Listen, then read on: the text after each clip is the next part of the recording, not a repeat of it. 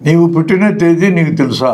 పుట్టిన తేదీ, పుట్టిన సమయము, పుట్టిన ప్రాంతాన్ని ఆధారం చేసుకొని మన దేశంలో జ్యోతిష్యం చెప్తారు, జాతక చక్రం గీస్తారు.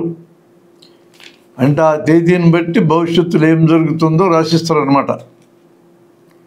అసలు ఎవరికైనా పుట్టిన తేదీ కరెక్ట్ సమయం తెలిసే అవకాశం ఉందా? మనం పుట్టిన సమయం మనం తల్లి గర్భంలోంచి బయటికి రావడానికి ముందు 10 నెలల ముందు తండ్రి నుంచి ఒక కణము, తల్లి నుంచి ఒక కణము కలిసి జైగోటుగా సంయుక్త కణంగా ఎప్పుడు తయారైందో అది మన పుట్టుక. ఆ సమయాన్ని 2-3 రోజులు ఇటు 2-3 రోజులు అటుగా ఎవరైనా చెప్పగలరు, కానీ కరెక్ట్గా ఫలానా రోజుని చెప్పలేరు. ముహూర్తం పెట్టి గర్భాధానం అనే కార్యక్రమం చేస్తూ ఉంటారు పురోహితులు.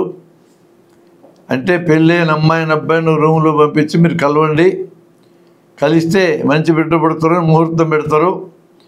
ఆ కలిసిన సందర్భంలో బిడ్డ పుడతారని గ్యారెంటీ లేదు.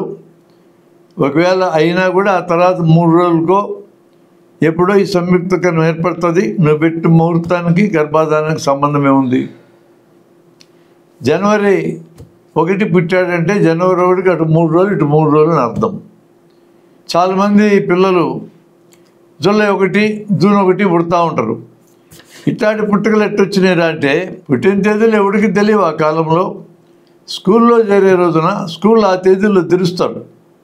దానికి 5 ఏళ్ళ ముందుకు జరిపి వేసేసేవాళ్ళు. ఇట్లా వేసిన తేదీనే భీష్మరాయికి వేసింది 1-7 అని వేసినారు ఆయన పుట్టిన తేదీని. కానీ విచిత్రంగా ఆయన మరణించిన తేదీ కూడా అదే. నాలాంటి వాళ్ళు అనేక మందికి పుట్టిన తేదీలు 1-7 అంతే. అంటే భీష్మరాయి పుట్టినరోజు నేను పుట్టినట్టు లెక్క.